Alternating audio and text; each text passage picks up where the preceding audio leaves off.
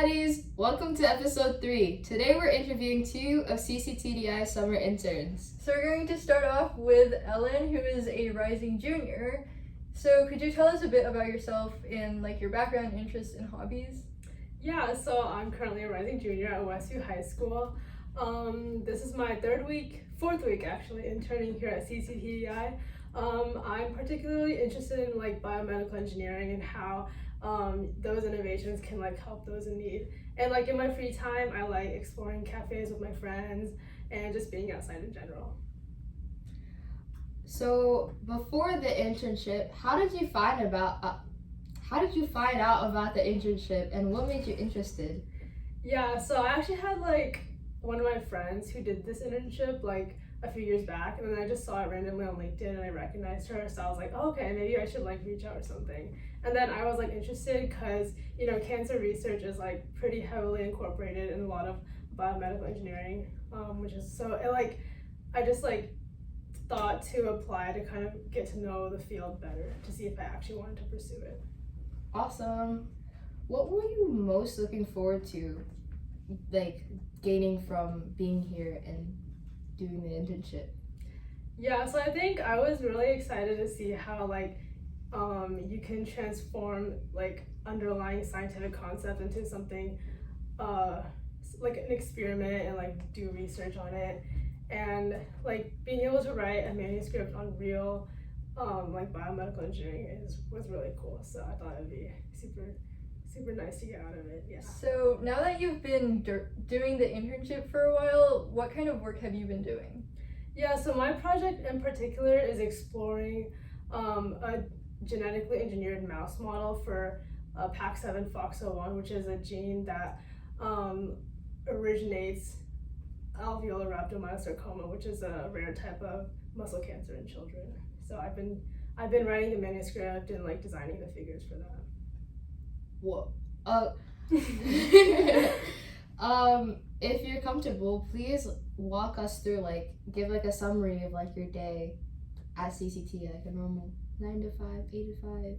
Yeah, so okay, most of my days are the same. I try to make it exciting because I'm here for 2 months, but normally I start the day at 9, and then I get settled in, put lunch away in the fridge and stuff like that, and then open the computer, look at the calendar, see what meetings, if I have any meetings, and things like that. And then after that, I just open up whatever I'm continuing to do. So Adobe Illustrator if that's finishing a figure component, or Word if that's writing up a legend for the manuscript. And then sometimes I do more hands-on fun things using the slide scanner, so scanning slides of tissue samples and things like that. Yeah, and then lunch, and then it's just the project, more manuscript writing and figure designing. Is it okay if we hear a little bit more about the project that you're working on? Yeah. Yeah, so what it's about or what I've been doing. Yeah, both. Because you really explained a little bit about what you're doing, but yeah. So alveolar rhabdomyosarcoma is a rare type of childhood cancer. It's a muscle cancer. So previously, Charles and they conducted a PAX3 FOXO1, which is another gene fusion that causes the cancer, and then we're doing the same mouse model, but for another gene that also causes the cancer. So my mentor Nicholas, he operates the vivarium, which is where the mice in our laboratory live. So I mainly, as I've mentioned before, draw the figures for that gene fusion and write about it in the manuscript, but he's the one who actually conducts the mice tumor growth monitoring, things like that. And yeah. So far, what has been the most fun or interesting part of your internship? Ooh.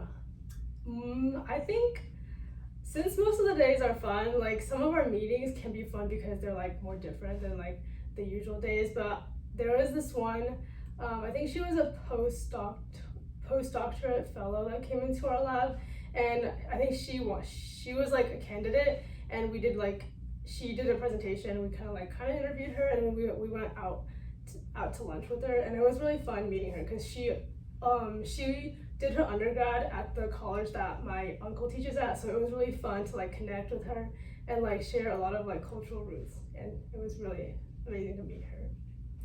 So has this mostly been an individual or group kind of project? Yeah, so for mine, it's mainly me and my mentor that work together on it, but majority of like the time here it is just me, because I have to do a lot of like the online web-based things while he's doing the more physical things in like the vivarium. But I do ask for help for like with other mentors when I need it. So. Oh, okay. So, what are your plans like after this internship? Your future?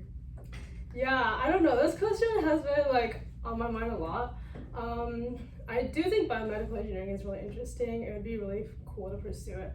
But I also think that pediatrics is something that I've always liked, and maybe I'll major in something else, then do pre-med and like do pediatrics, or continue to pursue biomedical engineering. So it's still a decision that I have to make, but those are the possibilities. Biomedical engineering is hard. Yeah, it's a lot of like STEM-based everything. Yeah.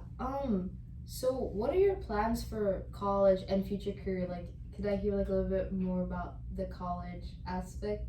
Oh, like the colleges? Yeah. I think that I like the Pacific Northwest. Like I like the West Coast a lot since it's just close here. So something like a college in California would sound pretty cool. UW is also like an option, but I also went to Cornell this summer for like a summer program, and I thought it's really nice over there as well. So Cornell might be an option as well, because Cornell engineering is a pretty good school. So that's also Whoa! I don't know. I'm like not even. I've like seen like pictures of Cornell, and it looks really nice. Cornell is really nice. Yeah. Well, that's pretty much it. Thank you so much for answering our questions. Thank you. So our second intern is Riley Kim, and so could you talk about your background, hobbies, and interests? Yeah, I mean, like you said, I'm Riley Kim. I'm from Los Angeles, California. I spent my whole life there. Other than traveling. My hobbies are mainly like reading, and stuff like that. I'm not that interesting in hobbies wise. Same. So, before, I was a little bit curious, before the internship, how did you find out about it and what made you interested? My mom went to a pediatric cancer conference that was hosted for the first time back in LA. I would have gone, but I was in class then, so I wasn't able to. But she met up with Dr. Keller there, and he said that he would be amenable to me applying for this opportunity, and that he thought it would be good for morale too if I came, as I am a survivor of childhood cancer, so it seemed like a good opportunity. What were you most looking forward to gaining from this experience at the internship? Honestly, I was most looking forward to seeing what research is like. That I didn't do a whole lot of that in college. I was in humanities, so. So could you tell us a bit, because you mentioned this earlier, about your experience as a survivor of childhood cancer? Yeah, I mean, it's a pretty vague question, but I mean, I was diagnosed when I was 11. I first noticed what we found out was a tumor, but first we just thought it was a lump that, obviously wasn't supposed to be there. But I first noticed it while I was in 5th grade, but I actually got diagnosed the summer after 5th grade. So I was in treatment for about 1.5 years. Then I was in recovery for a more vague period of time, but for a while. So altogether, I was directly impacted for probably like 3 or 4 years. And then when high school started, I was more indirectly impacted, and that's stuck around. So So talking about the impact of that, obviously it definitely had a very negative impact on your life because it's a very serious illness. But how has that impacted your future goals? Since you mentioned you're more into humanities than STEM. Honestly, for a long time, I tried really hard not to think about it. I tried to tell myself that I was past it, that it wasn't like important for where I was in life, and that was probably important earlier on to like protect myself from how traumatic it was. But it has meant that I have been more distant from the impact, even now that I am accepting more how much it really has impacted me thanks to therapy, stuff like that. What kind of work have you been doing at cc-TDI? I've mainly been planning the nanocourse event next week. Could we hear a little bit more about the nanocourse? No, but yeah. Oh, right. I'm kidding. It is it's a yearly event they hold here. It sounds like there's a different topic every year. I haven't been to any of the others. Last year was something about Mars. Yeah, I was like for that. I was there for that one. So yeah, this one is going to be a pitch like competition inspired by Shark Tank, according to Dr. Keller. I don't watch Shark Tank, so I don't really know how direct the comparison is. But the idea is that there will be a set of participants. I think it's at least mostly students. I don't know if it's supposed to be exclusively students, but they will each be given. They'll be split into teams, and each team will be given a drug to present to try and like sell that as something to develop further. And the judges will be people from venture capital and the medical industry, and hopefully some of them will be picked up by those judges. So could you actually tell us about last year's nanocourse? Yeah. From what I remember, we were trying to create specific drugs with plants and certain aspects about plants. So a lot of people, like people from the UK and some students came and they did presentations on different aspects of creating a drug, and some were about plants and some were about other things. Like we also heard about stories of people with cancer and different things that they've been working on and etc. And the whole like project was to go to Mars and then be able to create the right environment with the right plants that would be easiest in the right way to like be able to potentially create drugs for cancer on Mars, if that makes sense. It's a very long-term topic. Yeah, it was stressful. At least we had 2 different teams and we had like help from people who already like did the nano course and did internships at cc-TDI, so we had help. Yep. Yeah, it's mostly just been me this year. Budget stuff. All the fun stuff. Yeah. So if you're comfortable, can you walk us through, like, give like a summary of a normal day here at cc-TDI? Yeah. I mean, I come in around like 8:40 to 9. I check my emails. Some days we will have a meeting at 9, but most days not. So I will, if there's anything like relevant in the emails, I'll deal with that. Usually something with one of the participants having a question, but that's not every day.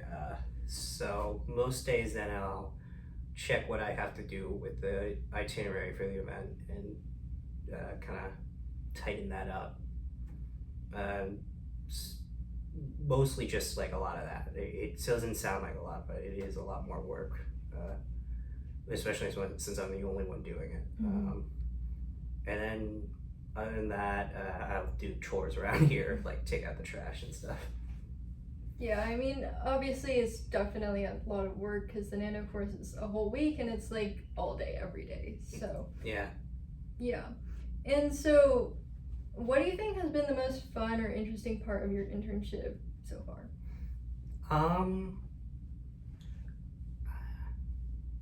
Fun.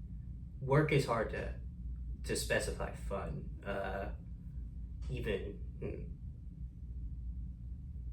I guess it was interesting to it's interesting to see like we did like a live stream thing before to try and connect with the community. That was interesting. It was fun to do. And he's had some guests, some kids and stuff, and that's been. So for your what are your plans after this internship? I'm not sure. That is kind of a problem with me right now. Yeah, I'm one of those college students who's not sure what to do now. Well, that's kind of the end of our questions. I really appreciate you taking the time to answer our questions. I wish you luck on everything that happens after the internship. Yeah, thanks. I hope I was helpful. Yeah. Yeah. I think it's really good to see someone who's in the humanities kind of bridge over into like stuff like cancer and STEM. Right. And so that's the end of Episode 3. Yay! Thank you so much for being here again. Yeah.